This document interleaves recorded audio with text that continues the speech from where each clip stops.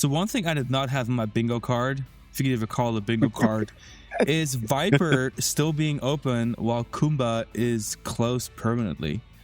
I mean, who would have thought that Viper would outlive Kumba? First of all, Viper's older and always possible, including the way it rides. And then I just thought Kumba was like, the new looper, and I can't believe that somehow we still have Viper with us. I'm actually quite appreciative of that. I'm surprised because even no matter what happens with Kumba, there's a lot of speculation about if Kumba is really actually being completely demolished or if it's being retracked or whatever. But like Viper had some reprofiling done right at the very beginning because there were some issues with the first drop and the stress on the vertical loops and the first turnaround and stuff like that. But aside from that, I mean, there hasn't really been any like track work or anything major done to it since the early 90s. So despite being 3 years older than Kumba has reached the end of its service life as it stands. So it's very interesting to me that that's how this went down. I would have not in a million years thought that we'd be having this experience with Kumba before either Viper closing for some super lengthy rehab or like major track work or just being demolished. So I do hope that Viper gets to have some track work and maybe some new trains and gets to be with us for a longer time. Now that she's ahead, I'm hoping that it'll stay around for a while. But obviously that's just because it's a personal favorite for me. I heard Ninja maybe. I mean, every time I ride it, I'm like, I love this ride. Like, I feel like it runs great. But like Kumba ran great too. It's amazing how some rides running really well is still not enough. Like, there's problems happening with the rides behind the scenes that like bad ride experience isn't even a symptom of. And I will say it's hard to miss Viper though. Like if you enter Cigarettes Magic Mountain, driving in, being in the neighborhood behind it, walking from the parking lot, no matter what you do, being inside the park, it is such a prominent coaster, like hovers over the park. Like you can't miss Viper. In fact, it's one of the most visually available coasters at Cigarettes Magic Mountain. And it's where Kumba is so hidden back in the park that like when they close out the midway, there's a good chance some park goers didn't even know it existed, So yeah, maybe it was also really to do well with foot traffic a bit. Like back when it was the big ride, it was like from 1993 until 95. Like it worked really well having your marquee ride at the very back of the park. But now it's the oldest ride in the park and also the furthest away from the entrance and like the most inconvenient to access. It has all these factors working against it.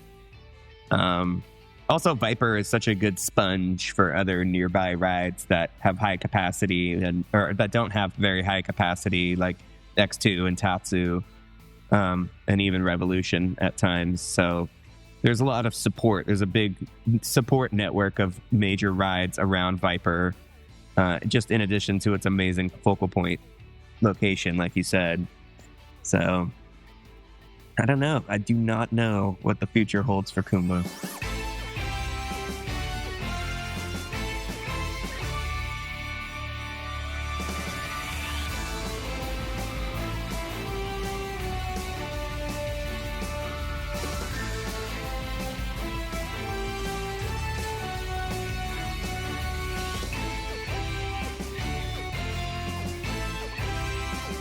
Any very good morning, good afternoon, good evening. My name is Sean. This is Alex. And you're listening to another episode of Coaster Kings. And today's episode is about a couple of Southern California visits combined into one. So in June, we went for my birthday, and then we went to the Six Flags Magic Mountain and to Knott's Berry Farm. And then we'll touch on this later, but our camera bag got stolen, so all of our photos got stolen. And then we're already kind of planning on going to Disneyland. So then when we went to Disneyland, we said, well, let's just add another day at Knott so that way we can get some more photos. Magic Mountain, we have so many photos because we go a little more frequently. But to Knott's Berry Farm, several of our recent visits, either we didn't bring the camera with us because we were on our way to like Hong Kong or something, or we had a camera that got stolen. So long story short, we went back to Knott's a second time, and then we also went to SeaWorld.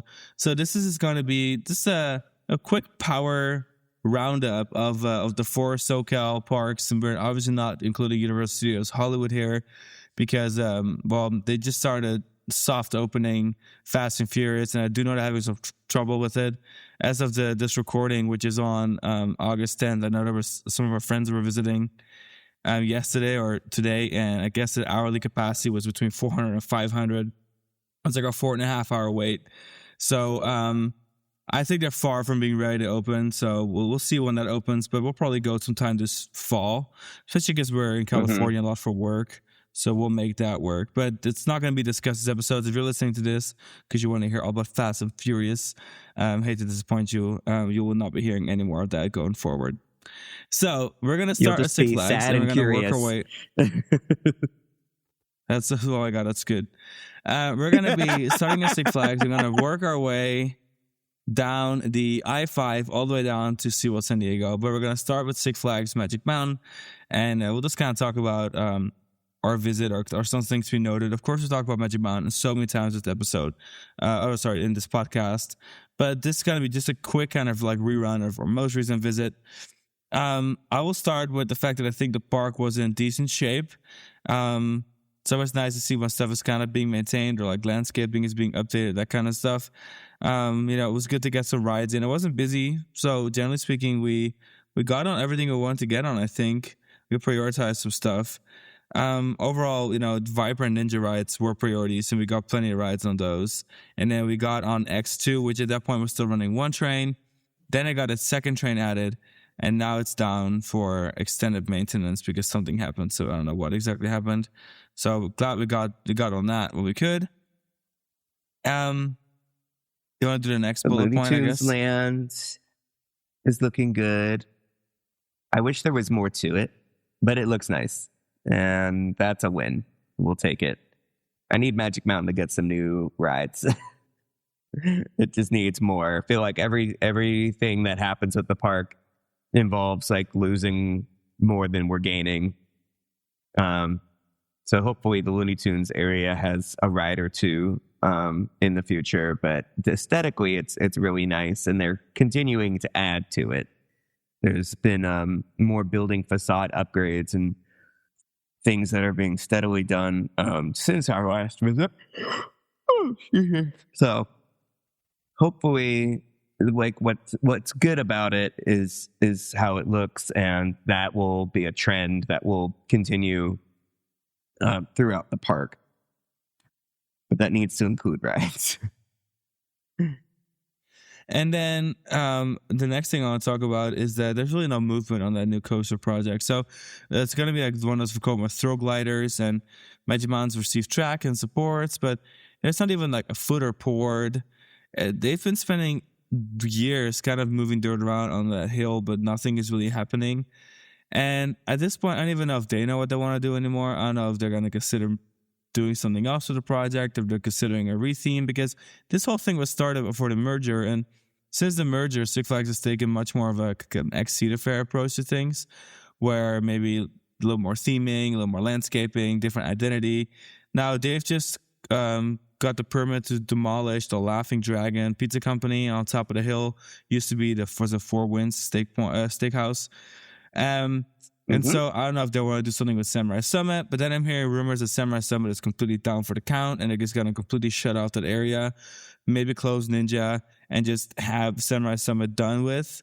But I find that hard to believe because like Fright Fest relies on Samurai Summit so hard. So I don't know what's going on, but everything hill related right now is like it's in limbo. Superman's just sitting there abandoned. So I don't exactly know what to think of it, but the coaster, there's no movement in that project. So I don't know when they're going to do something with it, but it would have been nice for them to have that project sooner than later, because now Efteling has announced they're going to get a throw glider, and it's going to be the super long, like one of the most expensive investments in the park's history, if not the most expensive investment in the park's history.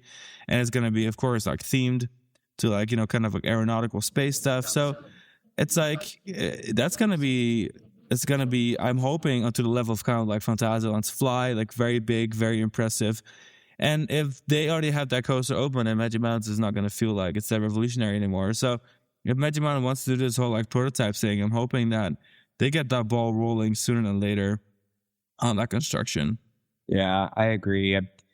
There's just so much. The park feels like such a work in progress. There's such a limbo with like things that are being done that I really hope that like, because some of the other Six Flags parks, like Six Flags Great America, just announced their amazing new revitalization of Yukon territory.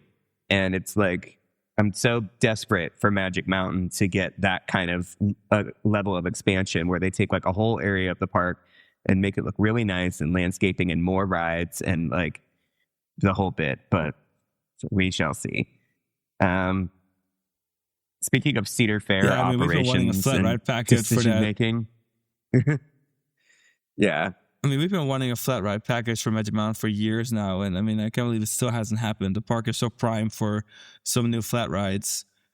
I just don't exactly know what's going on. Like, I know the numbers for the park are fine. It's one of the top performing parks in the chain, even though it doesn't always feel that busy. It's just a massive, massive park, and they are open year round. But knowing it's one of the better performing parks, one of the big boys, I just feel like it just deserves more of an investment. It just deserves more.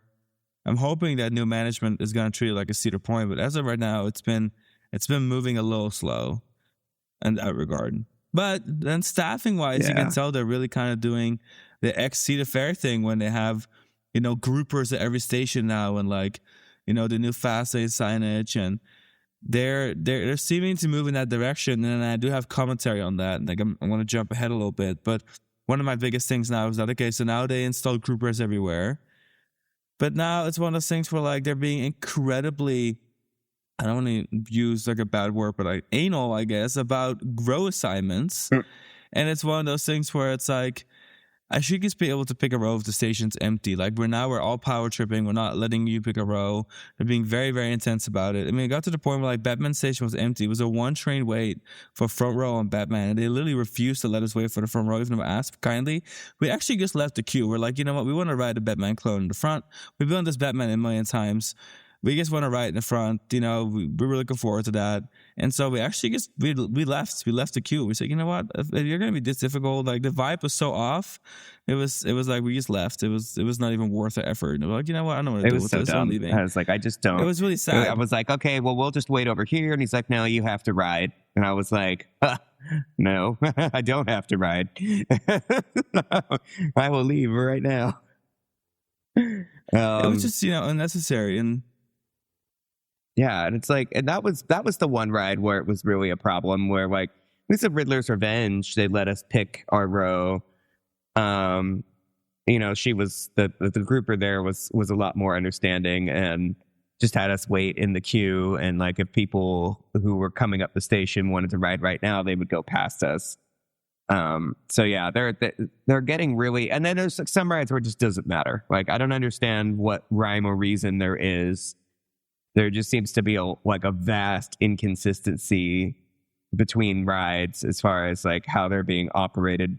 But I think Cedar Fair is starting to get really anal about B&M inverted coasters and waiting for the front row, because like I noticed that with Raptor too at Cedar Point, where there was times where like they just had the queue closed for the front row, and because there were people waiting for it, and like if you wanted to ride in the front row, you just couldn't. Like, you couldn't wait, which I think is bullshit. Like, I should be able to wait for whatever seat. I don't think it's asking a lot, especially for like a B&M invert where riding in the front row is really typically the best seat.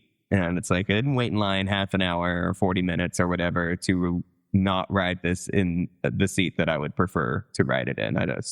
Unless it's like an operational thing like Hagrid's, where like that's simply not the way the ride is designed. They're just being difficult. And so I don't know exactly what Six Flags is on. I mean, like, if now, it's just so unnecessarily like, are they unpleasant. really getting that many complaints?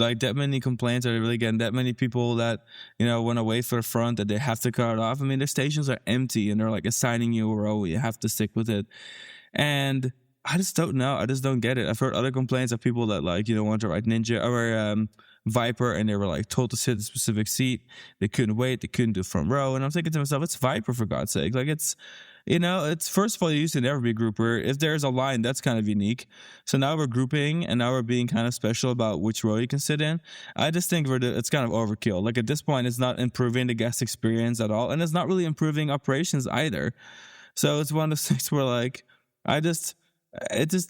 for someone who's been going to Magic Mountain religiously for a very long time now, who was there practically almost daily at some point.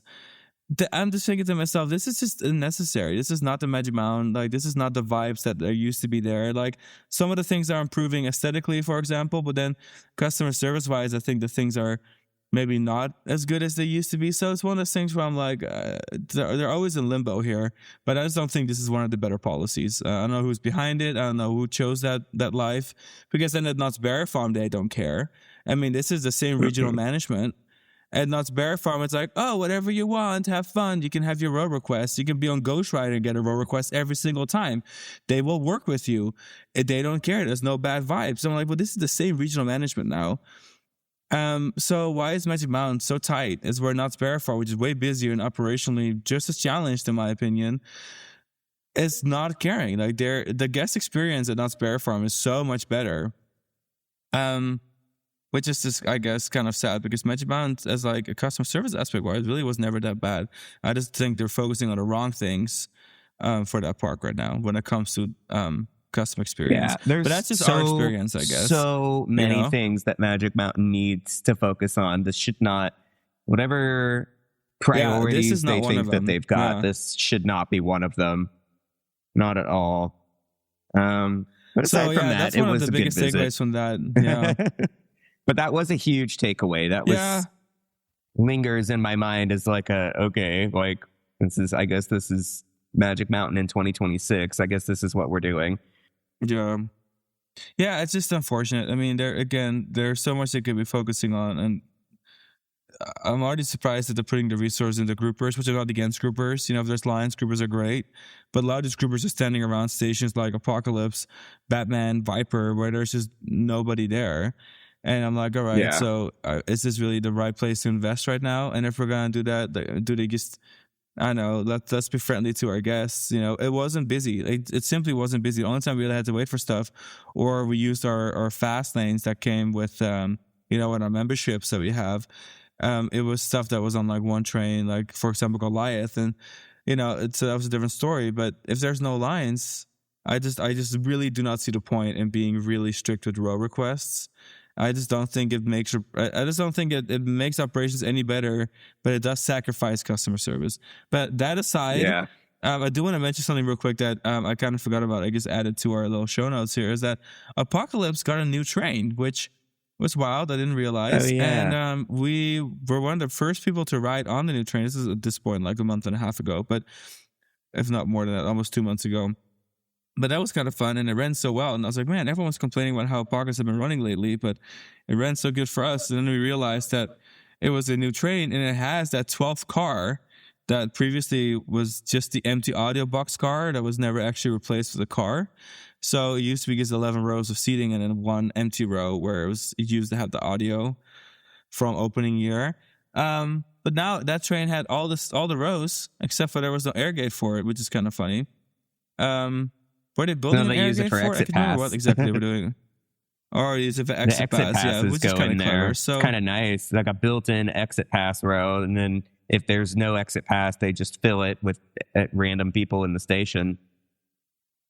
Yeah, so that's actually kind of nice. And what I thought was fun was that you can really tell that's a different train because first of all, the padding is different, the restraints are all different.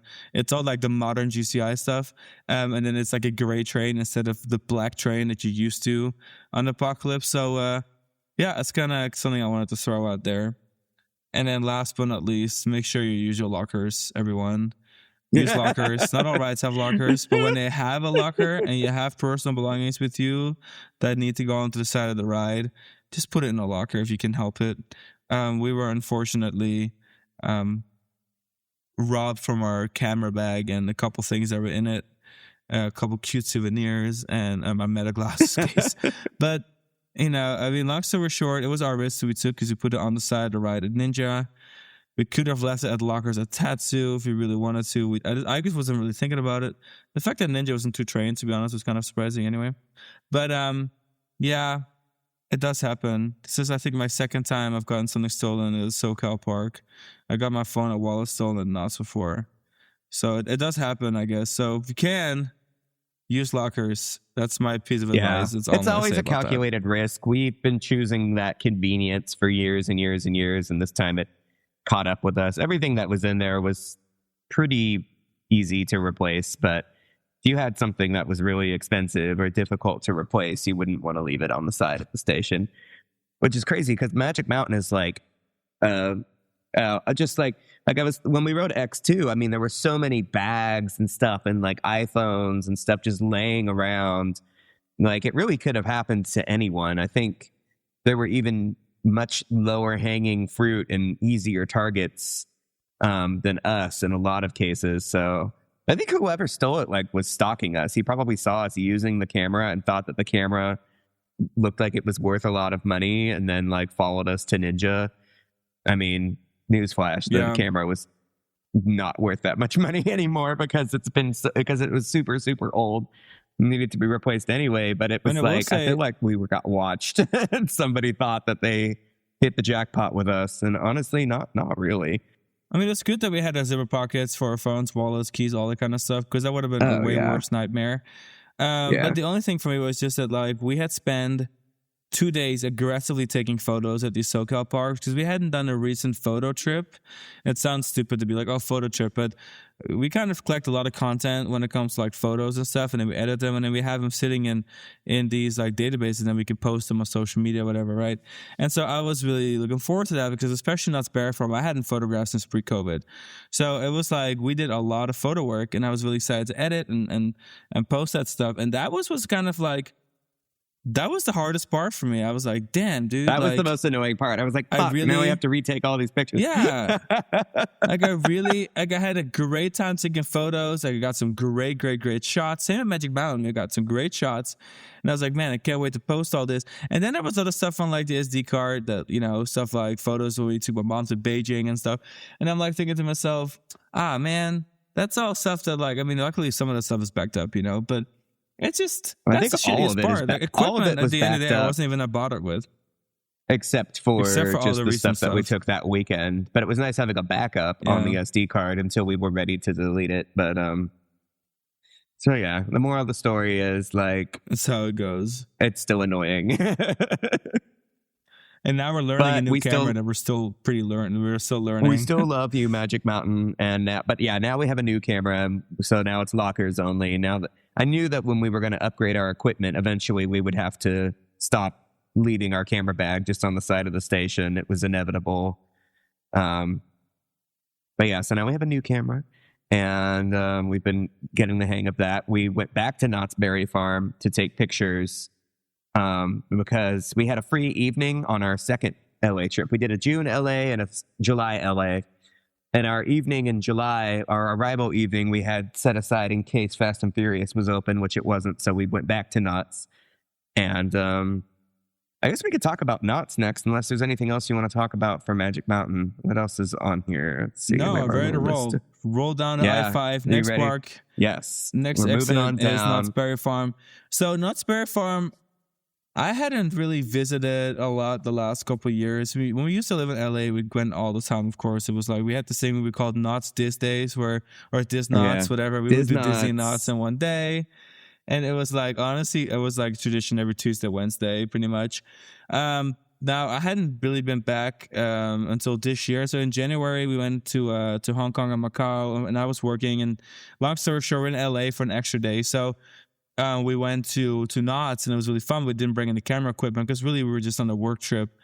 And so we had a great time, rode a bunch of stuff. And that was like a super quick and dirty. Like we rode like 4 rides.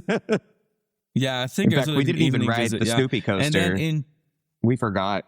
Yeah, true. And then in June, we went for my birthday. That's when we had the whole camera thing happen. So we took a lot of photos. It was really great. We did full day at Knott's pretty much. Or like at least like a business day at Knott's, like, a rope dropping and then spending most of the afternoon there. And then so this time we went back in July as well. So I'm just going to kind of combine all those visits into one and just kind of some observations. So first of all, Ghost Rider is still running amazing, which is really, really cool. It was already kind of a fave forever, but it's been so many years. And riding Ghost Striker very frequently, I was kind of wondering to myself, is Ghost Striker replacing Ghost Rider in my mind? But they're both equally amazing. I really enjoy both. Very different approaches. They're but Ghost good. Rider is just running well. And so in January, we bought from the Line Pass 4, and then like the last couple of visits, we used all of our fast lanes just for Ghost Rider, which I stand by that decision. And yes, yeah, it just runs really well. Phenomenal little ride, little big ride, I should say. Yeah. We need to talk about Berry Tales. I'll let you talk about Berry Tales. Berry Tales is really bad, you guys. Like, Sean had never ridden it, and since it was already our second visit to Knott's. Since we had done several Knott's visits this year, second visit during just the summer alone. So we were like, oh, what, we haven't done Berry Tales, so let's do that. And it's in terrible shape. Like, why are they letting this ride run like crap? It was so bad. It was almost like it shouldn't even be open. I mean, the capacity is terrible. So like, even if the line looks short, you're still waiting for a long time, and then you ride and it's just bad. Like, it was just such a waste of time. And like, I don't know if it was just having like a really bad operational day, or if this is like a known issue, but like, holy crap. Like, especially with its proximity to Disneyland, like no ride can be running in this kind of condition in a Southern California park. I mean, it was just so bad because none of the projectors are really working or lining up. So everything was super, super blurry, even with the 3D glasses on. It was like headache inducing. You couldn't even see where your targets were going. You couldn't really play the game. Some screens were like half was just out. And then, I don't know, it was just a terrible experience. I could not believe how bad it was. I couldn't even figure out a single screen of what was going on. And I'm like, this ride shouldn't be open. Like, it simply shouldn't be open. If it's in this state, just close the whole thing and be like, sorry, close temporarily, or undergo maintenance, even if you don't touch it. But it was embarrassing. Don't waste people's time. Embarrassing. And Berry Tales. I kind of always appreciated it as Iron Reef because it paid homage to all the old rides to the boardwalk, because it was part of like kind of the boardwalk relaunch. So I always kind of enjoyed that. Like, which, I mean, it was like a weird steampunk theme, and Berry Tales is much more Knott's appropriate, but it's in terrible shape. If they can fix it up, great. But as of right now, I really think it should just be closed. It should not be running it this way. It's really, really bad. Yeah. I don't have it on the list, but I do want to talk. Well, I guess it's on the list. I want to jump ahead and talk about Accelerator. Somewhere. I want to talk about Accelerator too. Okay, well, I'm going to go be really quick about it. But Accelerator, I hadn't ridden it, of course, in a couple years either. Just as good as I remember. I really like the new color scheme. Can't believe it's still running because, again, it's been on the chopping block a million times. As of recording, it's also been closed after a potential mechanical issue that's going to keep it closed for a while. So, once again, glad we got so many rides in this year. For sure. Yeah, we got 2 front row rides because I tried to film it and then I messed it up. And then so we had to do it again. But it was worth it because we got to ride in front twice and it was really good. No regrets. And then Montezuma's Revenge is now open to the public as of, I think, yesterday time recording, maybe 2 days ago. 2 days ago of time recording, I think. Yeah, it's been a couple days. It hasn't officially opened. It's just been soft open. Yeah, true. Soft open. During our visit, we saw it testing quite a bit. So I have quite a few photos of it that are like, with dummies and stuff. So I'll post some of that on social media. It looks great. I'm glad they're finally getting it open again. Reviews are mixed. So I'm going to reserve my judgment until I ride it. It looks cute. We saw America's Coaster Network, their opening day blog.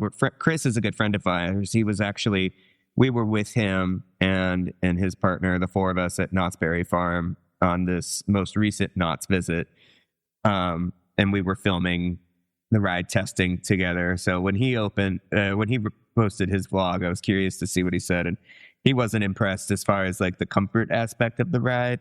And also like there's a lot of nice theme embellishments and parts of the queue, but then like majority of the queue is just switchbacks that sit on a service road, so they're not much to look at. Maybe not quite as spectacular as the length of the rehab process for this ride would suggest.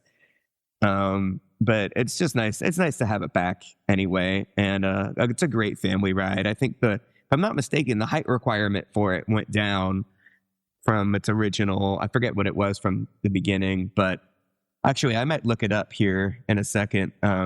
Because I'm curious what the height requirement is, but I think it's pretty low because the restraints are hydraulic restraints. They're like, it doesn't matter how small you are, like you're not going anywhere on those things. And it has shoulder straps, but they're like a seatbelt shoulder strap. These are Kumbach trains, which are notorious. They remind me, unfortunately, of the T3 trains at Kentucky Kingdom and their strange affinity for having standard seatbelt straps right on your shoulder blades. But I heard Chris said that just the hydraulic restraints just gets really tight on your lap area because there's no mechanism keeping it in place when you hit the loop and the positive G's. So that could be a problem for them going forward as far as rider comfort. I'm curious to see if there will be any changes made that reflect that feedback, same time, or if it's just what the ride is going to be doing now. Historically, when rides have that issue, I just feel like parks managed to kind of fix it, or it was like the locking restraints on the wind coasters were easy to fix, or, I know there's Mac coasters, or, that stopped locking at one point, or Sky Rush that would not continue locking. So I'm sure there's a way to work those kinks out. I'm sure it's all hydraulic. You just stop the hydraulic from continuing once it's dispatching. Yeah, hopefully that it's an easy fix and it's something that they choose to do would be nice. And while you look up the information about the height limits, I want to discuss the Snoopy coaster real quick. The minimum height's still 48 inches. I'm surprised by that. I thought it would be lower because it seems like it's such a.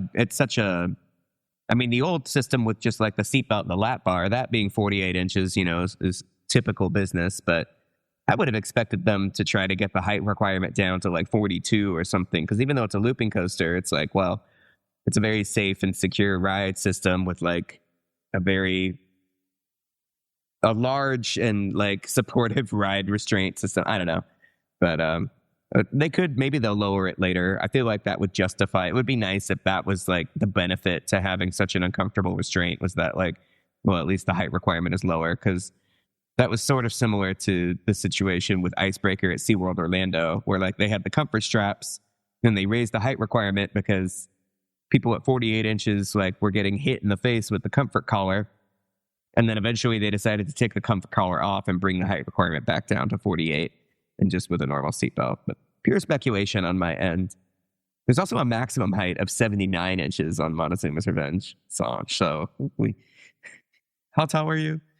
We'll have to make sure that you're slouching for our ride together. I'm surprised that there is one, especially because, again, why did a Dutch manufacturer touch it? And then it has a high limit. 6'7". That's like 6'7". That's fine. So it's pretty high. 6'7". Anyway, so yeah, we'll be out there eventually to ride it. We're not in a huge hurry. Coaster. But yeah, Snoopy coaster. You want to talk about Snoopy coaster? It's so cute. The layout is new to us, even though I think a lot of people have already ridden it. It's the Zamperla kiddie coaster that has like a little launch in the middle of it. And it looks really nice. Their gradual reimagining of Camp Snoopy is, I think, now complete, and the area looks wonderful. And it was nice riding this. Now we need to ride the Peppa Pig one here in Florida at Legoland, because it's the same layout, and we haven't gone over to ride it yet because we haven't wanted to spend the money. I don't know. Maybe we never will. I don't know if it's like super high of a priority for me. But yeah, great new addition for Knott's, and an improvement over the Timberline Twister, which was not a comfortable or accessible ride for adults to ride with their children. So good for them. Yeah, and it fits in really well. It almost feels like it's been there all along, which is nice. Landscaping is great. Camp Snoopy has always been one of the better kiddie areas in the country, and this is, it remains that way. I almost kind of hope that all of the Planet Snoopies get Camp Snoopified, like the one at Carowinds got Camp Snoopified. Totally. And now, it's not Snoopy branded, of course, but the one at Signature in America, that kiddie area is getting kind of a Camp Snoopy minus Snoopy part. So, Yeah, I think it's Absolutely. cute. And yeah, it was a good fit for the park. Now, we ate at Papas Mexicanas both times we were at Knott's this, actually, I think all 3 times this year, but both for sure in the summer. And in the past, years ago, it was Papa Loca, and we always went.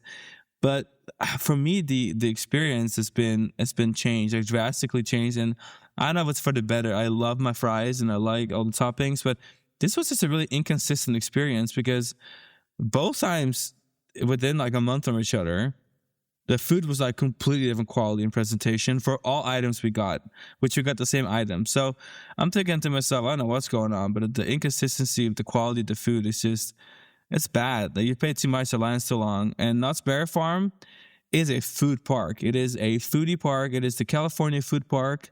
I don't care what anyone says, because the whole reason Knott's Berry Farm even existed is because the Knott's chicken dinner restaurant was so popular that they built attractions next to it. So it's like there's no excuse. Knott's Berry Farm is Knott's Berry Farm. Like it is food. It's food heavy, and so I'm disappointed to see this quality or drop in quality and a drop in operations for the food, and then also the inconsistency. Yeah, agreed. Sorry, I lost place of our notes. I have to pull them back up again. But I think we still had to talk about. We did both of the water rides, one on each visit. Obviously, the log flume is a must, but since we had just done the log flume, we decided instead of riding that again, we did it's not, what's the rapids ride now? It used to be Bigfoot Rapids. It'll always be Bigfoot. Oh, no, it's not Bigfoot Rapids. Yeah, it's Calico Rapids. Yeah. Calico Rapids. Yeah, I was like, back in the day, it'll always be Bigfoot to me. But yeah, we rode that for the first time in ages, and that was fun. That was a good one to have done since we hadn't done it. Yeah, I like all the thematic textures they did to it. Yeah, it's very Knott's Berry Farm. One of the nicer. Again, Knott's Berry Farm really is a nice park. One of the nicer rapids rides out there. And then finally, there's Silver Bullet thing, of course, you know. Oh yeah, yes. Ghost Town is amazing with all of the actors and stuff. You can see why they really wanted to try to make something like that work at a place like Cedar Point, and then you can also understand why it didn't work at Cedar Point. You can really tell that it is the premier Six Flags park when it comes to like identity and product and entertainment. It's kind of like its own operation. Like Six Flags is Disney, I guess, you know, which is nice to see. I feel like operationally they're really not as strong as people have always said, but at the same time, it's always a pleasant experience. Knott's Berry Farm is a very pleasant theme park. It's very clean. It is well staffed. There's great food establishments. The overall energy at Knott's Berry Farm is just nice. And it's just a nicely maintained park, one of the nicest regional parks, if not leaning towards destination park. So, yeah, overall, Knott's Berry Farm fan. I'm sure we'll be back in the next year or so. Especially because I need to have more more Disneyland in my life anyway. I cannot have bigger gaps on Disney. Yes. So I mean, let's move over to Disney. But one of the biggest thing is that for Disney, we are obviously Disney boys, and so we go to Disney a lot. And whether it's here in Orlando or where we go most frequently is Paris and Shanghai. In fact, I can't even keep up if we go to Shanghai or Paris more because we really do go to both a lot. And I've been to Hong Kong a lot lately because we always end up in Hong Kong. And so we did a resort stay in Tokyo last year before last year. It's 2 years ago now. Yeah. And so 2024. 2 years ago now. So time flies. But all that happened since our last visit to Disneyland. So it's just kind of crazy because I work in California. But we just always are at all these other parks. And so we don't go to California as much for Disney. And so it was nice to be back. And we decided to cram everything into one day. We did a one-day park hopper with Lightning Lane. For 2 people, it came out to be about $500 plus parking. And then you're from open to close. And honestly, I find that to be worth it. I find that it's really expensive. You think, $250 a person per day. But these parks are open 8 a.m. to midnight. Crazy rush of rides. And you have Lightning Lane included in that. Also, you consider the hourly rate on that is not that terrible. We had a really good visit, I would say. For an American Disney park, if you're paying out of pocket for one day, I don't know, for some reason it could be worse. It's kind of sad. It could be worse. It was an awesome day. And the reason, historically, we'd always think like, let's just do 2 days and like take the pressure off of the days and make it easier for re-rides. But 2 days is the same price as 2 1 days. Like There used to be a cost benefit there. Now, instead of doing that, because 2 days for me, I feel like is more than I necessarily want to devote to Disneyland every time we go to Disneyland. So I'd rather I think it'd be easier for us to swing regular Disneyland visits if we just do it once a day or 1 day every year. So like next year going forward, we'll continue, I think, to do the 1 day park hopper for 2 people. And like, I felt like it was intense and like a little stressful and overwhelming trying to get everything in. But I also think we kicked ass. Like, we did a great job, and we rode like 25 rides and like we did everything. We did such a great job, like maximizing our day. And I think part of the pressure was just because we hadn't been in so long. And I think next year it'll be a little less pressure to do everything, because it'll be like, okay, it feels like we were here, a year ago. Also, everything was open. Every major ride was open. So sometimes I'm open-minded to doing a Disney like 2 days in a row, or just so kind of take off the pressure. And I would say if you're going to do like a long weekend kind of Disney idea for 2 parks, Lightning Lane, 2 days, I can still kind of look away at the pricing, knowing how much it is for a weekend in Orlando. It's really not that much different. But like you said, we can also just go once annually, and the pressure's kind of off because we go so frequently. But I do think we have to go more often. I do love this resort. We both have such a history there. We used to go so often. It's kind of like when I'm back, I'm like, man, I really shouldn't have let this much time pass. Life just kind of gets in the way, I guess. But it was good to be back, and we had a really good experience. And I do look forward a lot to our next visit. Yeah, it won't be long. I'm sure we'll do another. Like, I wouldn't mind doing it in the spring next year, just based on what's open. And one thing, like you were kind of hinting at anyway, is that, like, honestly, guys, July is a great time to go. The pricing is lower than in June. The operating hours are more consistent because they're not really doing after-hour events in July. And the crowd levels are just a little bit lower. So, like, all things considered, it's Southern California. Like, what's the worst that's going to happen? It's a little hot during the day. It's still, SoCal on the ocean. Like, it's still cold at night, or, like, breezy at night. So it's not like Orlando, where, like, going to summer can really, if you're not prepped for it, then maybe for the best you don't show up. But for California, going in the summer is not that big of a deal. Like, I find weather-wise, it's even at its extreme, I can handle Disneyland in the summer. And so, if you're thinking of when to go, I think July is actually an underrated good time. If you go like the first half of July or mid-July, because then the European vacationers are barely even there, it's like kind of an underrated time to go. Like, crowd-wise, it was great. Would you say? It was great. I mean, it's always going to be busy. It's Disneyland, but it wasn't that crazy busy. Some stuff that we did stand by for, I mean, we never waited longer than like 50 minutes for anything that we were waiting for while our lightning lanes were tied up with anything else. So, I feel like it was the right day and the right time. It was like a Tuesday or something. I can't even remember which day of the week it was, but it was very manageable, and everything was open. Every major ride was open. The only rides that were closed for seasonal maintenance is like Silly Symphony swings and like the carousel at the Castle Park. So like our work was cut out for us. There was a lot to do, but there was also like all of the Capacity Kings were there, open, absorbing all of the crowds. Like it's just very impressive when you take a step back and look at Disneyland Resort and like how many people fit in that place at one time. The number of rides, the sheer number of rides at the Castle Park just blows my mind every time. Well, it's nice because that keeps lines short. I mean, it's like an average line for an average e-ticket, like a Big Thunder Mountain or a Haunted Mansion or a Space Mountain, was kind of hovering at like 25 to 35 minutes. It was all very approachable. And we still got Lightning Lane because we really need to hit like everything. And we wanted to get a couple rewrites. Like we rode Matterhorn 4 times, for example. Mm-hmm. But even without, we would have fared well. But I find Lightning Lane a decent price. So I don't mind. If I'm going to spend $500, I don't mind if $50 of that it's is really not that expensive for what, like the value. Yeah. Mm-hmm. Yeah. So talk about Matterhorn. That's more your baby. But we rode it 4 times. You got a bunch of rides on. That's always my top priority. So I was really excited to ride it 4 times. There have been times where we've been where it was either experiencing a lot of unscheduled downtime or it was just closed for refurb. It's notorious for having a relatively short calendar, but like this time it was very reliable and it runs great. Every time I ride it, I'm afraid that like I won't like it as much as last time, and then every time my expectations are always met. I'm always just happiest riding the Matterhorn. It's just wild, unpredictable. To this day, I still don't have the layouts memorized. Even if I try to look at like a 3D recreation online or something, I'm just not smart enough to follow it and really understand what it's doing. So every time I ride it, it feels a little bit new and exciting, despite being one of the roller coasters I've ridden the most. And it was my first roller coaster. I rode I rode it 32 years ago for the first time. And I still love it. It's still one of my favorites.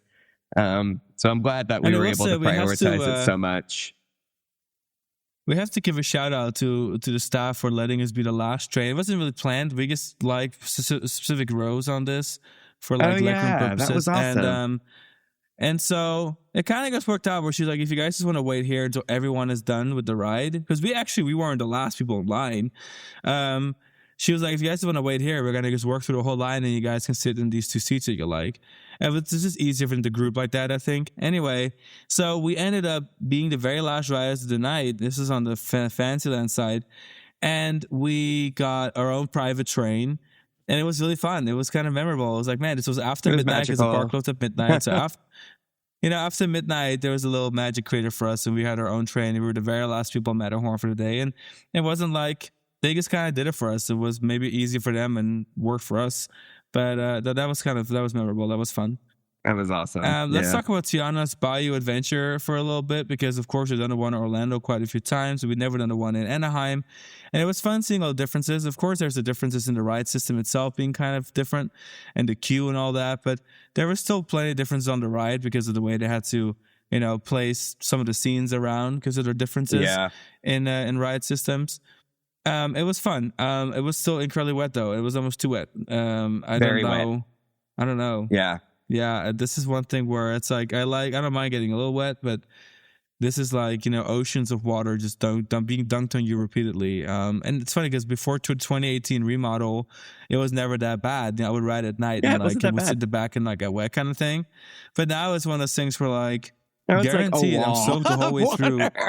Always like, but like not just once on the ride. It's like every time you do anything on that ride, which is like 3 drops and 2 slopes, you're always getting soaked. It's like, it's a lot going on. What did you want to add to that? It's funny how much wetter it is than the Orlando one. The Orlando one, cools you off and it's nice. It's, Florida heat, but it's not soaking. And Anaheim, like, you will get soaked. And I feel like part of that is just to like keep the crowds down or something. I don't know. Or like, maybe they just know that, like, if people are riding this ride, they're really committed to, like, getting wet, like, properly getting soaked. It was interesting to see how the scenes on this ride fit into a very different layout and shaping of the show buildings. They're much more similar now. The 2 Splash Mountains used to be quite different. I mean, very little overlap for rides that were often regarded as being the same. Whereas now, Tiana's Bayou Adventure, they're much more aligned with each other. Just things are maybe shuffled and laid out a little differently. And then of course, like we've never had a perfect ride on Bayou Adventure in Florida. Anaheim was no exception. There's always one like marquee animatronic that's just straight up not working. I don't know what it is with this ride. I don't know why Disney cannot seem to keep all of the plates spinning in the air at once with this ride. But every time I ride it, I'm like, oh, here we go. Like there's always one Tiana that is just like frozen in place and singing and like moving her, like, but her eyes aren't moving. And it's just like her mouth and her body is stiff as a board. And it's like, guys, like, when are we gonna, like, it's been a couple years. Like, when is this ride going to be running at 100%? Like, is that a realistic expectation?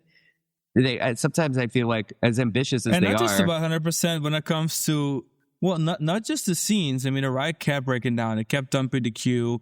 We had to reuse our fast lane or lighting lane for it. So, I mean, it was an operational mess too. It was a frustrating, time-consuming process Orlando's to get on it. Yeah. And to add to your earlier note about why it's so wet, I have a suspicion it has to do with wear and tear. Because if you fill up the flumes more and you have way more water, then the boats are not necessarily, I think, hitting perhaps the metal underneath in the flume as much. That's a good point. I think they're just bouncing around less, being in higher water. So I think that one of the reasons that it's higher water is just to keep the ride operational for longer windows in the year. Because I will say, I mean, this thing runs 8 a.m. to midnight, almost 365, and it's about as much as you can put on a ride. You know, it's kind of crazy to think about the Disneyland rides. They really go through it more than any park in the world, maybe even. The Disneyland rides in Anaheim, they make their hours and they get their capacity numbers in. It must be the most ridden rides in the world. You know what I'm saying? So it's one of those things where I can see just increasing the water level, because they rebuilt the whole drop and they rebuilt the whole trough and all that.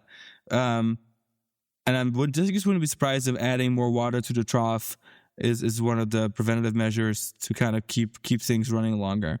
Anyway, not to dwell on that. Rise of Resistance at this park is the designated individual lighting lane only. So in order for us to ride it, I had to wait in line. And we had actually never waited in line because the last time we did it, we were on the VIP tour. So we did it via the lightning lane entrance. So this time we actually waited through the whole queue, and I was surprised by how different all of it is. I knew, of course, the landscape is different, and I prefer the Anaheim land over the Orlando land. There's just more tree foliage. There's like 3 entrances. Everything feels a little better organized. Almost like it was designed for Anaheim, and then Orlando got like an Orlando-ized version of it. But the queue itself, with its outdoor parts and that kind of like a half indoor, half outdoor grottos, and then the switchback and stuff, it follows a similar process of events, of course, but I just thought it was a much nicer overall feel. Would you agree? I agree. I think part of the thing with Disney Worlds is like it has a much bigger, wider midway. Anaheim's is in the back, and it's not really serving a huge infrastructural, like a huge, midway purpose. You don't really have to go through Galaxy's Edge at Disneyland if you don't want to. Whereas I think with it, Hollywood Studios, it's like a huge artery for the whole park. So it's a much wider midway, and you lose the intimacy and the story, the aspect of the Black Spire Outpost and being separate from the area that has the ride, that has Rise of the Resistance. It's supposed to be hidden. You're not supposed to like be able to see both at the same time. Whereas in Florida, it's very easy to do that. In Anaheim, it's a much narrower single walkway that snakes around and creates a great sightline experience. And then the ride was running well. It wasn't, I think that it was in B mode for the final scene, but it was nice to see the cannons working, right? Yeah, exactly. I was going to mention the cannons are the biggest thing for me. I'm just so happy that the cannons are running, and that even though it's a modified scene, it used to be that the cannons would fire, you would roll in, they would fire again, and you would roll out. Now it's changed where like the cannons are only firing as you're coming in, and then you're scooting past them, and then instead of them firing again, you kind of just keep moving. But at least at one point they're in your way. As we're in Orlando, they don't move into your way at all. I think what the problem used to be is that when the cannons would fire while the vehicles were separated by the cannons, the vehicles would move back a little bit, and then the cannons would recoil. And there were so many moving parts that I think sensors were tripping all over. So they turned it constantly off pretty early on at both installations. Now in Orlando, they have kept it like that. But in Anaheim, in order to bring back the cannons, what they've done is they've just done the recoiling of the cannons only when there's no vehicles parked in between them. And then when the vehicles kind of get in the way, so they're on the right track, that's when they stop doing it, so the sensors won't get tripped. And it's a perfect middle way. You still get that idea of like you have to pass the cannons. It's kind of like that wow factor, but without doing any of the stuff that was tripping sensors. And I don't see a reason why Orlando wouldn't bring that in. To me, it seems like an easy fix. I'm hoping at one point Orlando has its first major downtime for the ride and would do that. That's the thing with Anaheim. Anaheim will shut down a new ride for like a few months and work on it. Maybe because there's so much more to offer in these parks. As where at Walt Disney World, things like Rise of Resistance, they carry the entire park, so they won't shut that stuff down. People book they book 2-week vacations at Disney World, and one of the selling points is Rise of Resistance. So I feel like Orlando is much more hesitant to close stuff long term. As where Anaheim always got something closed, and that's kind of, you just know, but there's also a lot more to make up for it, you know? In Anaheim, you have so many rides in one park that if one ride is closed, it's like, well, you really can't complain because there's still 12 other e-tickets that you can ride. And parks like Hollywood Studios is one of those things where with Rock and Roller Coaster being really finicky and down all the time, you just can't put rides down for long because those are really, those are selling points. So, but I'm hoping one day they bring that to the world because I feel like it'd be perfect. I think it'd be a perfect middle ground to have the cannons doing it once instead of twice. It would be nice to see that. Want to move on to Haunted Mansion? Yeah. So this was our first time riding Haunted Mansion since it got remodeled. They did a huge remodel of New Orleans Square with like Tiana's place, replacing the French Market and stuff. That all looks really nice. Haunted Mansion's queue is beautiful. It's almost too beautiful. And the facade and stuff, it all looks really nice. Like beautiful, painstaking, really clean. And it's like, Haunted Mansion's supposed to be abandoned and scary and like kind of dirty with like cobwebs and stuff. And now it's like so beautiful and perfect. Like only Anaheim, only Disneyland would have this problem where like something is too nice looking. Like it looks too good to like tell the story that it's selling.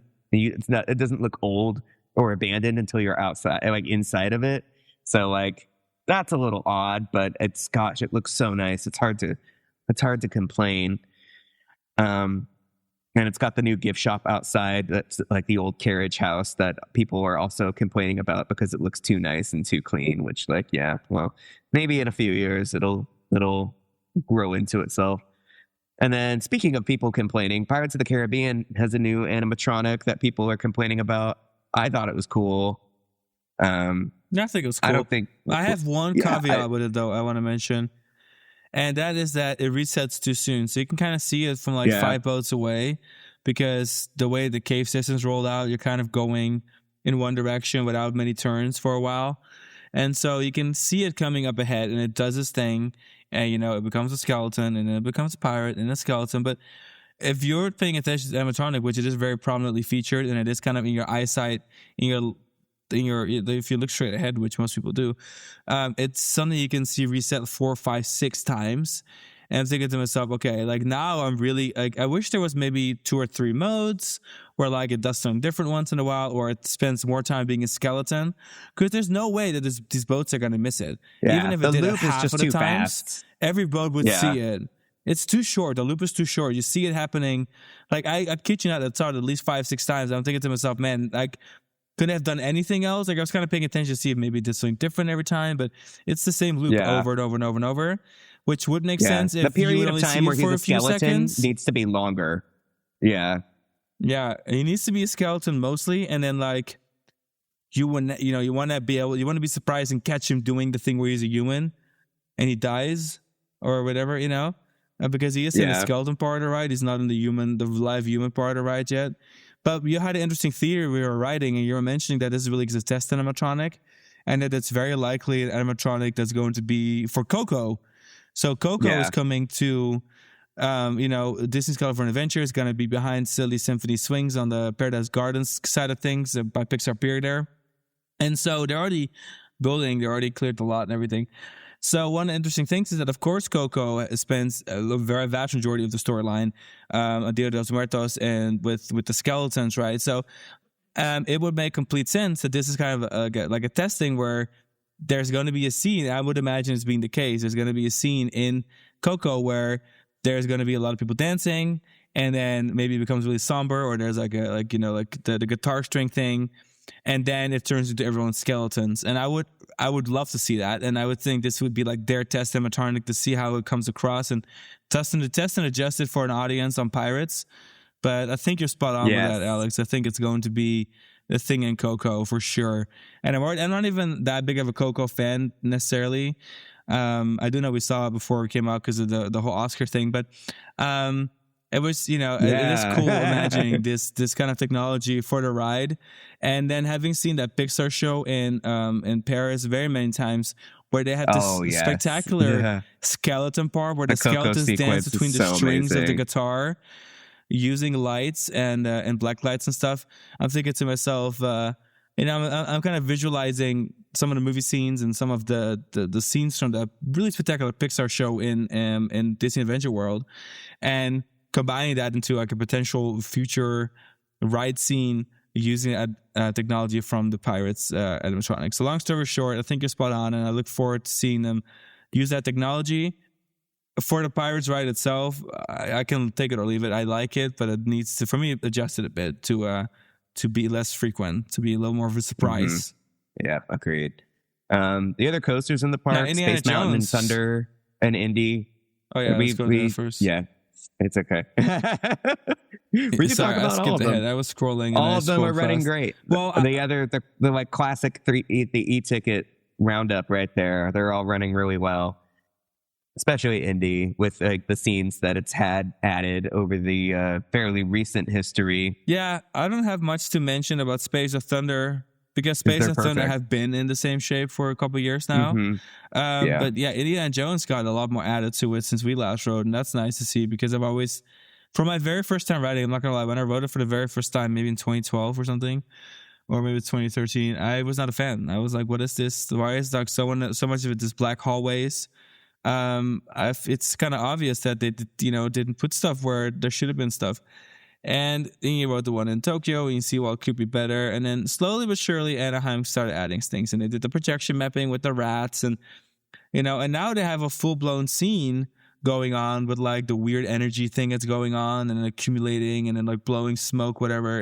And so now everything is utilized. Every bit of ride has some theming in it. And so I think it's in the best state it could be in. I really enjoyed the rides on it. Yeah. Oh my God, we have to tell 100%. The people the story of years ago when we had a camera bag with us. And because camera bag is, part of this episode. This is a few camera bags ago. This isn't even the one that got stolen. This is a different camera bag. But yeah, we were riding Indian. We rode Indiana Jones, and you had to keep your bags at your feet.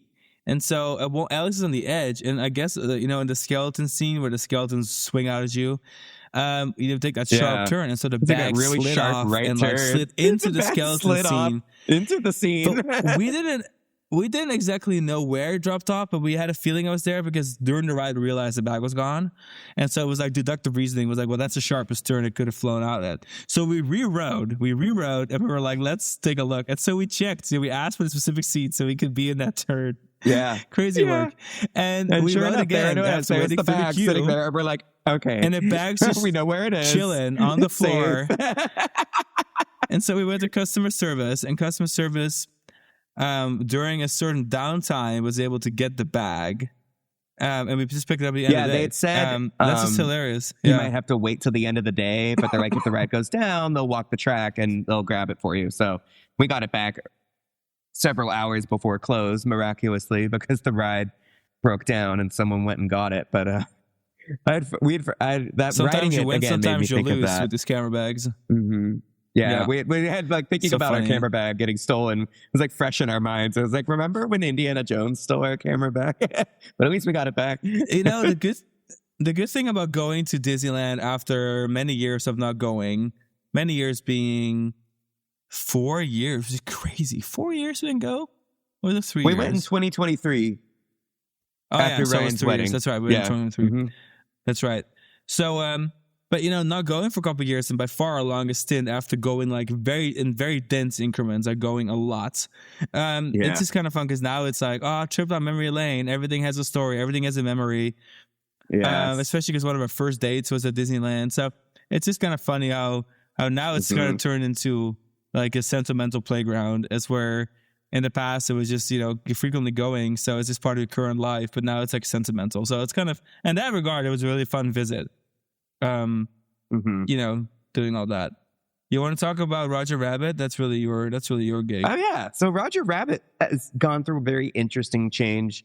I mean, right before they did Runaway Railway, they kind of sanitized Jessica Rabbit a little bit and rewrote her character and made her a detective and put her in this giant coat so that she's not in her famous red like cocktail dress with her big tits hanging out. And so that's neither here nor there. I understand why people were mad about that. I also understand why Disney did it, because now there's like a lot of fresh attention on the area. There would be a lot of renewed interest in the fact that that Jessica Rabbit's got her tits out on this ride. But now they have removed the spinning feature. So like Roger Rabbit's gimmick from day one was that it was a round vehicle, a 2-car train with little circular vehicles that looked like taxis, but they spun like teacups. It was like a Mad Tea Party style vehicle sitting on top of the chassis. And now the spinning has been removed. The wheel is still there because that's your steering wheel for the taxi.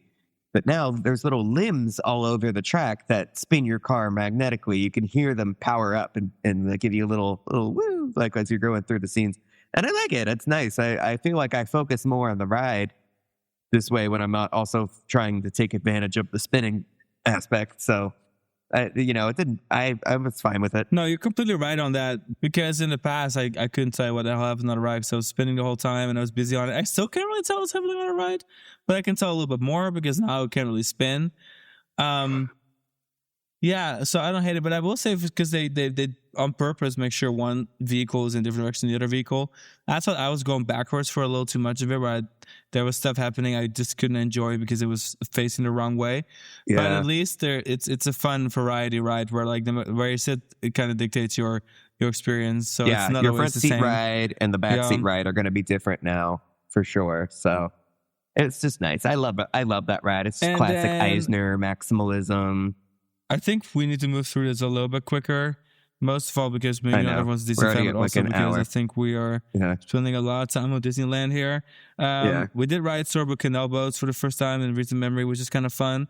I didn't realize that getting out of the boat was such a journey still where you can just capsize. It's really everyone has to stand up at the same time. Everyone has to get up at the same time. Yeah. I just forgotten. I was like, wow, I'm so used to La Pie de Conte de Fée, and it's like it's such a simpler ride system. And this one's kind of scary. And so then also, we did Snow White's Enchanted Wish. And so Snow White was running super great as underrated usual. For the record. Yeah. It's a really cool ride. I put a lot of money into it a few years ago, and it's running great. And we did Paint the Night, which I had actually never seen Paint the Night because I'd always missed it. I did an electrical parade. I've seen the nighttime parades at pretty much all resorts over Hong Kong. They have one. And so it was fun to finally see it. It's so modern. It's so great. And then I know it was designed for Hong Kong years ago, but I'm like, man, this is what they got to bring to Disney World. I feel like Starlight is so disappointing and so cheap. It's like really not worthy of being a thing. And then this is such a spectacular show that's been around for so long, designed for Hong Kong. And I also think a nighttime parade needs to come to Shanghai Disneyland. They can support it. Shanghai Disneyland maybe doesn't have as much nighttime light because they do generally close 8 or 9. But I mean, we've been there at night so many times. I can totally see a nighttime parade being a good fit there. Yes. Agreed. And Paris for that matter. Yeah. And then let's see what else we want to talk about. Oh, the projection show in the Galaxy's Edge. It was cute. It was different. It was unique to Anaheim. I'm glad we saw it just because it was something different. I don't think I would necessarily see it again, but I'm glad that we saw it, and I'm glad you were down. It's a limited engagement. It's like, okay, Anaheim, like, what the hell? And Anaheim has so much going on at night between like Paint the Night twice. They have 2 showings of Fantasmic nightly. They have a fireworks show. Sometimes they have just projection show. They have the Galaxy Edge stuff. Like Anaheim is like a nighttime spectacle. Like at night, the whole place is like booming. There's always something going on. There's always a spectacle. I mean, Anaheim really is the busiest at night. It's one of those parks where Anaheim is slammed crazy, crazy busy from like 6 p.m. on because all the locals that then turn up and the park is open so late that they need that nighttime capacity for shows and stuff just to kind of help with the overall capacity. So, that was kind of fun, kind of basking in that nighttime activity is where a lot of other parks really just do a nighttime show if they have one. Just one. It's like one of those things where Anaheim is like nighttime entertainment nonstop the whole night, one stop. Yeah, and World of Color at the other park. There's just like that's how they really get you to stay for 2 nights. Is like all the nighttime entertainment happening at the same time at both parks. 2 nights. You need like 3 nights between like Fantasmic, Paint the Night, the fireworks show, the projection show, and World of Color. That's like 5 major nighttime engagements. You need a few nights for that, at least 2 or 3. Yeah. Let's see. So we'll talk about California Adventure for a Speaking of second. DCA, we'll move over to DCA. We didn't spend as much time at DCA. We never do. It's kind of like we start at Disneyland, we do DCA in the middle, and then back to Disneyland. So there's always like a little sandwich with DCA in the middle.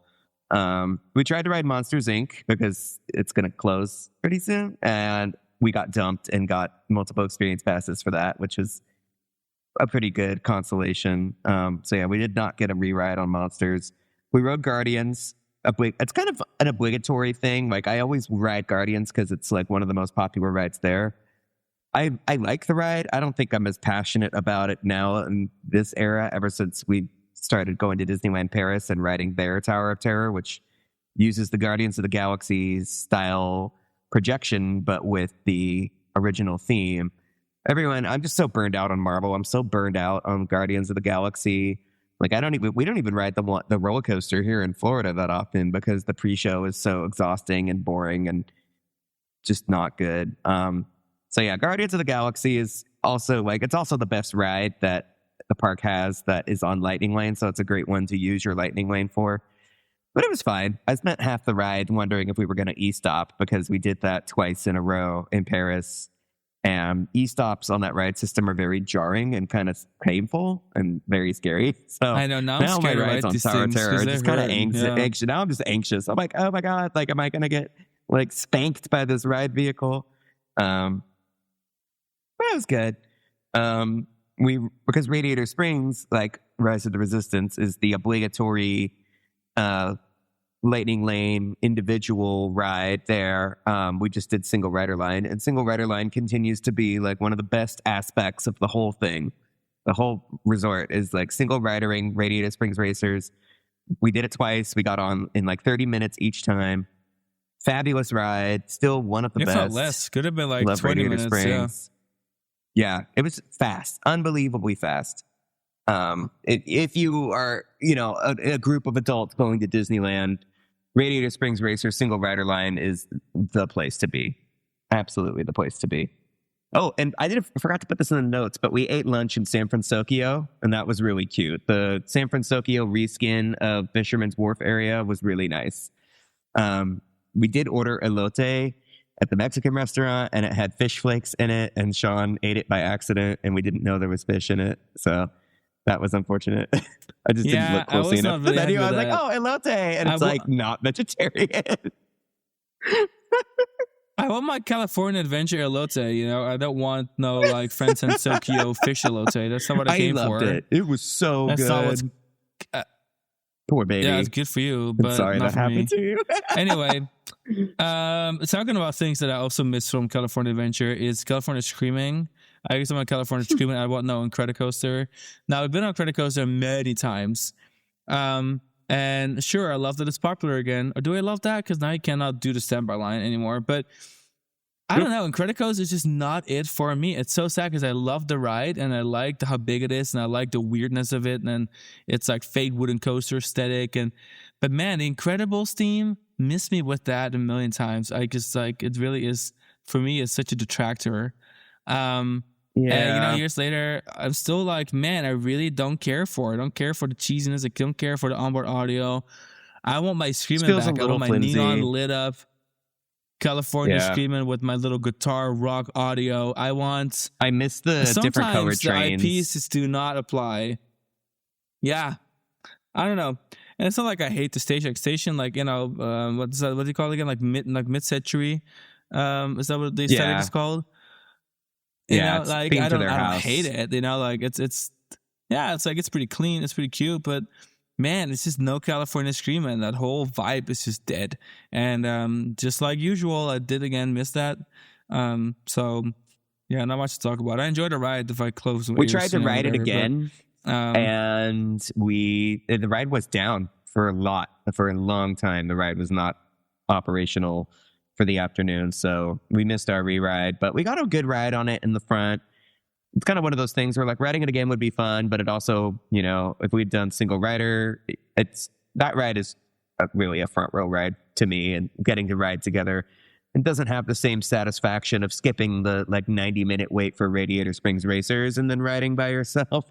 So we got the best ride on it we could possibly get. So leaving the ride number 2 on the table because the ride was down, wasn't a huge loss.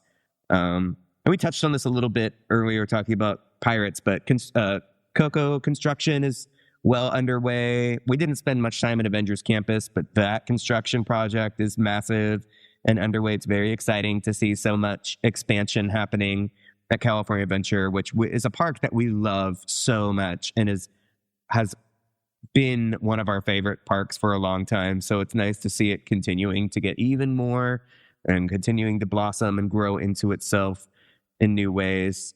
And then the last ride that we rode at DCA was Grizzly River Run, which is a must for us, even though we knew we would get wet. Grizzly River Run.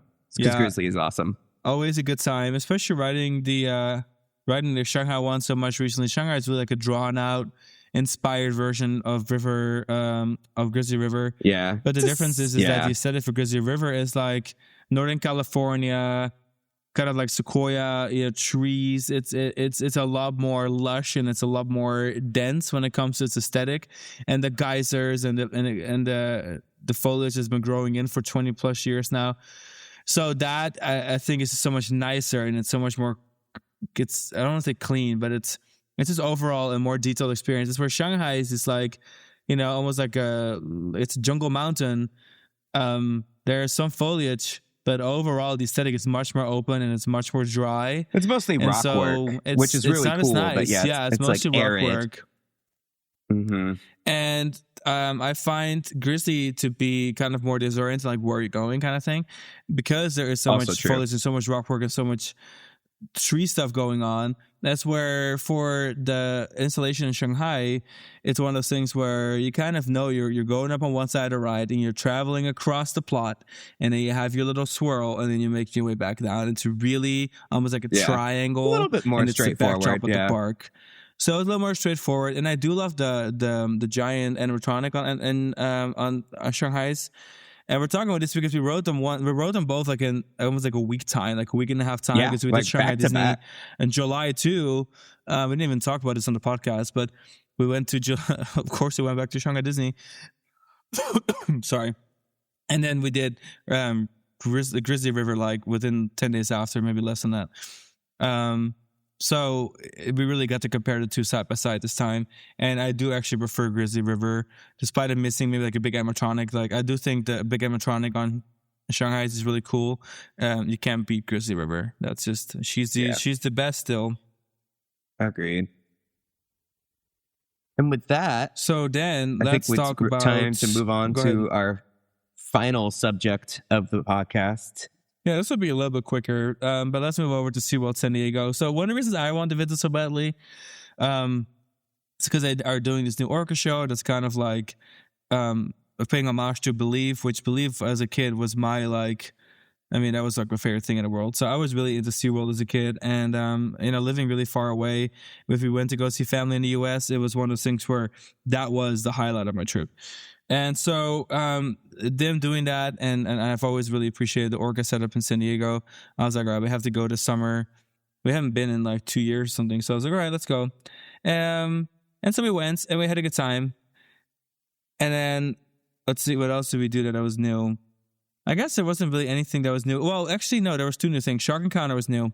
Shark Encounter was completely redone, and they did a really good job with that. It's really nice. It's really clean.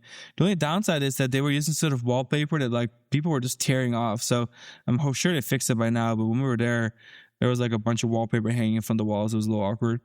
But overall, the exhibit is really nice. It's one of the nice shark exhibits, and I thought it was in great shape. We wanted to do the Jewels of the Sea jellyfish exhibit because we really liked all the jellyfish exhibits we've done in Asia. I think it was a little underwhelming compared to the Asian ones. It was, it was just a little underwhelming, I would say. Would you agree? It was all right. It's just nice to see a new animal exhibit. Jellyfish are cool and they're easy. Keeping them in captivity doesn't feel at all morally bankrupt, unlike some animals. So with jellyfish, at least, it's like, you can still kind of enjoy the guilt-free. The Shark Encounter update was awesome. Big fan of that. Except for, like you said, the wallpaper that was being torn up. That was that was unfortunate. I saw somebody reporting on that. I think it was like Walt Disney World News today, or somebody was like, what is going on with the wallpaper? Or I guess they're like the decals and stuff on the shark encounter that are all shredded up. But I don't know. I don't know if that's like a materials thing where like they just like cut budget where they shouldn't have and used this like cheap material or what. But like typical SeaWorld's just not in like the best era of its life right now. So I hope that these things are getting fixed quickly. I know this isn't on the list, but like we ate at the restaurant, the Mexican restaurant, and the food was pretty good, but like the experience just like the restaurant itself just felt very like poorly operated and managed, and like a lot of wasted space and vacancies and stuff, and just not well maintained. Like every single time we mention SeaWorld of any degree of any park in a podcast, I have to just always kind of be like, man, like the glory days are behind. But I will say that overall, though, I think SeaWorld, maybe operationally, the SeaWorld parks aren't doing that great. But when it comes to cleaning up their acts and like landscaping, aesthetics, repainting, all that stuff, or like redoing exhibits, redoing existing rides and attractions, they're all actually are trending up for me, I think, because it's nice to have all these little animal exhibits. The Turtle Reef is nice. Shark Encounter is nice. Everything is getting love. Like Arctic Rescue was a good fit for the park. I will say the Penguin Encounter needs to be updated, but I have a suspicion that's coming. I have a suspicion Penguin Encounter is the next project. Yeah. So all things considered, I do think the SeaWorld parks are trending up when it comes to their rosters and the overall upkeep of the parks. I have a feeling it was a contracted thing with the Shark Encounter. That was just weird. But yeah, operationally, food and beverage and stuff, that's where you can really see that the money is being squeezed out of the parks by, the ownership, I feel, because that's where it's easiest to save money, and you can tell that that's happening. Anyway, continue. And then so we did. So our Arctic Rescue ride was only possible because we played dumb and used the SeaWorld Orlando, Busch Gardens Tampa quick queues that we get every day that are technically only allowed at the Florida parks if you live in Florida. But like we tried it and we were like, well, let's just see. Well, are they only allowed? Because why did they work for us then? I don't know, because it says in like we looked it up and it's like it says in the app that they're only usable with those four parks, the four California parks. And like there's other past benefits that do not extend, and the two water parks at Busch Gardens and SeaWorld. So like we just kind of scanned the board, and like I like cropped the image so that it was just the QR code, so that it didn't say like SeaWorld Orlando. And she scanned it and it worked. I was like, oh, I'm so glad that we tried, because like, worst case scenario, it doesn't work, we get back in the standby line. But instead we saved ourselves like an hour, because Arctic Rescue is only running one train right now. And it's not super high capacity, so. And I don't know if we ever mentioned Arctic Rescue in the podcast, because we've been maybe only once or twice since it opened, and we didn't necessarily do a podcast episode about it. But I want to give it a few moments of our attention. But I do think it's a great fit for the park. Mm-hmm. And they went with a long layout. I know they were kind of toying back and forth with what they were going to do with that. But it's a long ride, and they did a great job with the theming. I think that the way that the queue set up, it's a little basic, but it's just a little switchbacks before you go inside the station. The station itself is kind of themed a little bit more industrial. But then the ride itself, you really do have a lot, like a little tunnel, and there's lots of scenery pieces, and there's trees and stuff that they added. I think it's best case scenario for a modern day SeaWorld project. And then you exit, of course, via a bridge over the ride, which is kind of cool. That's indoor, so the ride kind of drops, like has a turn under, drop and then into a launch. That's indoor, so and that's all. I love that. That's all indoor. So like you walk over that as you go towards the belugas, and I think that's all really nice. It was already one of the nicest wild Arctic exhibits anyway. Speaking of which, they're gonna rescue 2 belugas, or 4 belugas, 1 or 2, from Marineland in Canada. So they're going to come to the park soon, which is nice, because they've got a pretty big beluga setup, which was well attended. People were really into it. And their wild Arctic is quite nice. It is much nicer, I think, than the one here. Even though the one here in Orlando has seen some extra love, because now they have the Fire and Ice Expedition Odyssey, which was really good. They did a really good job with the theming. Yeah. They really improved it. Expedition Odyssey now is really nice. I miss the orca scene.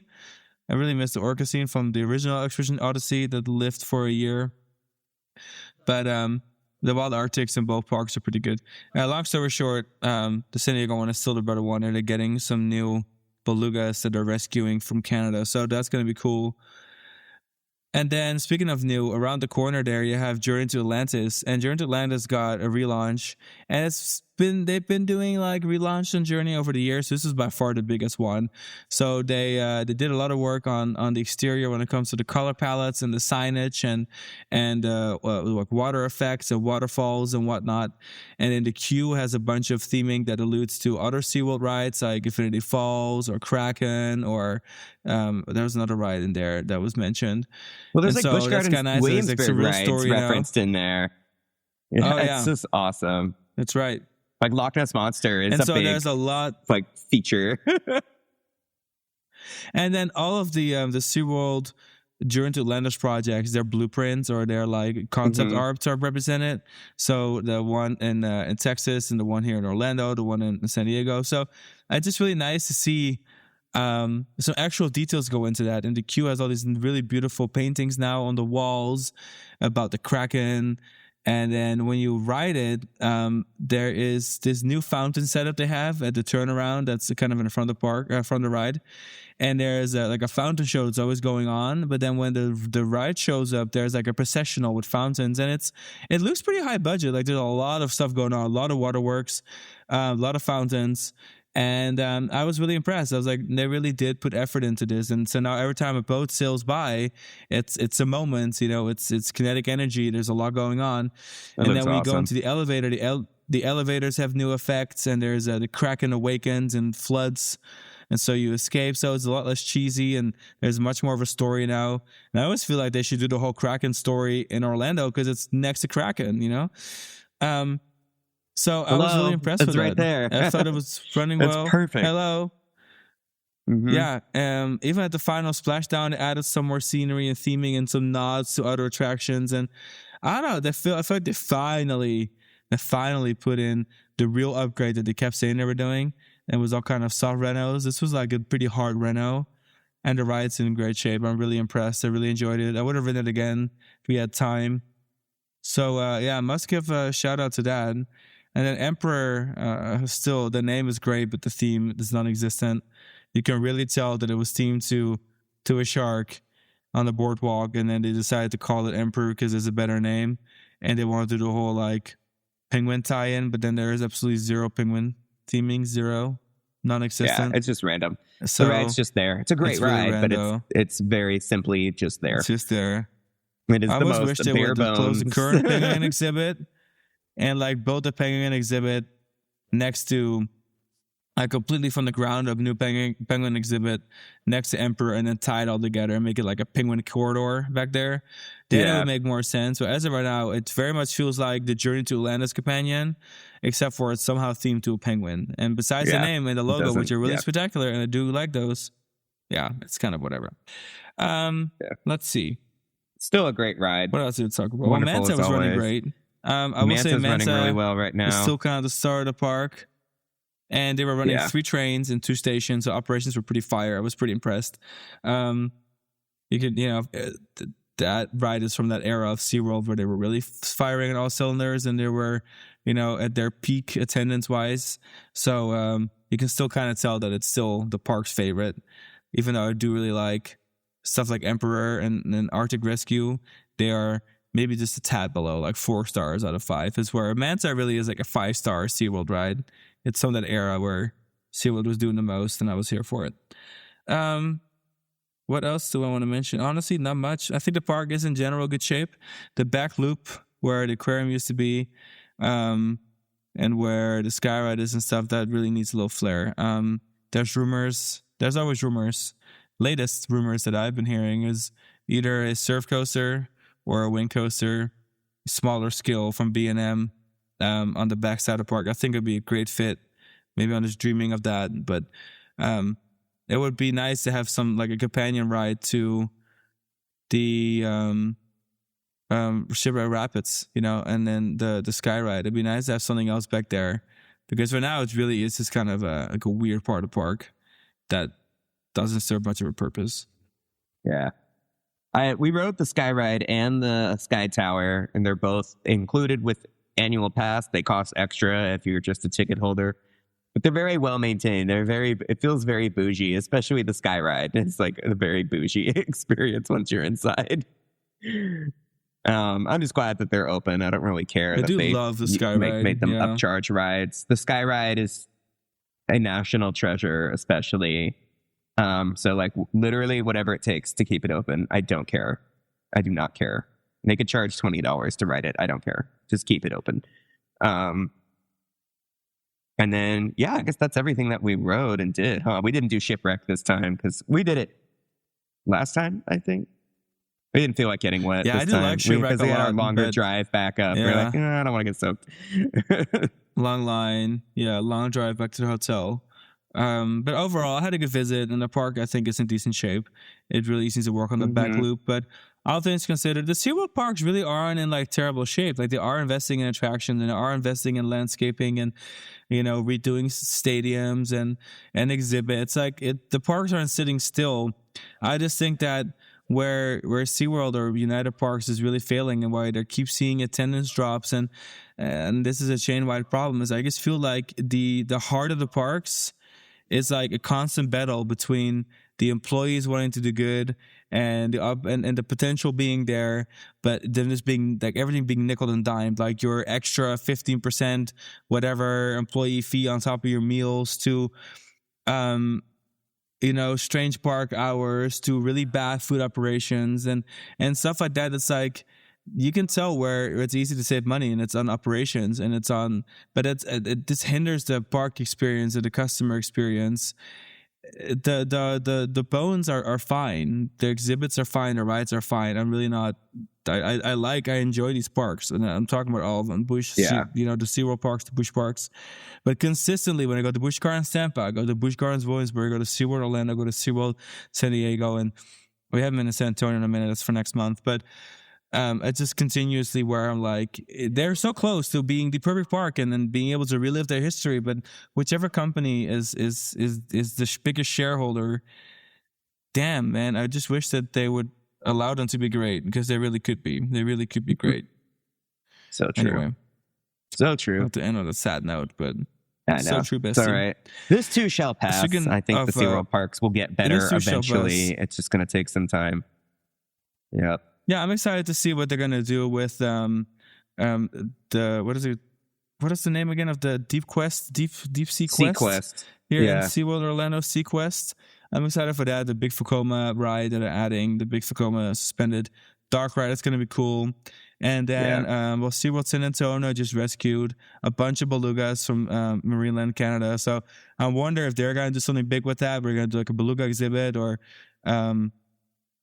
whatever they may do with that. I'm really looking forward to seeing that. So there's always stuff to look forward to. And I do look forward to our visit to SeaWorld San Antonio this year. We have to ride Barracuda Strike still. That didn't work out, unfortunately. And then I want to rewrite Texas Stingray so badly. Steel Eel is amazing. Lots to do, lots to see. So I look forward to that as well. And with that, I think that kind of rounds up our little SoCal episode. A little longer than I expected. Yep. We're about to hit Six Flags Over Texas. We're so passionate about these parks. Yeah, it's true. It's true. At the end of the day, we're still the California Coaster King. So like, we're going to talk about like the four corners of Southern California theme parks. We're going to talk about these parks for a while. So can't help ourselves. And of course, we'll be back with the Universal Studios Hollywood episode coming up. We're going to be talking about Circus Over Texas. Still got a bunch of China stuff we got to cover.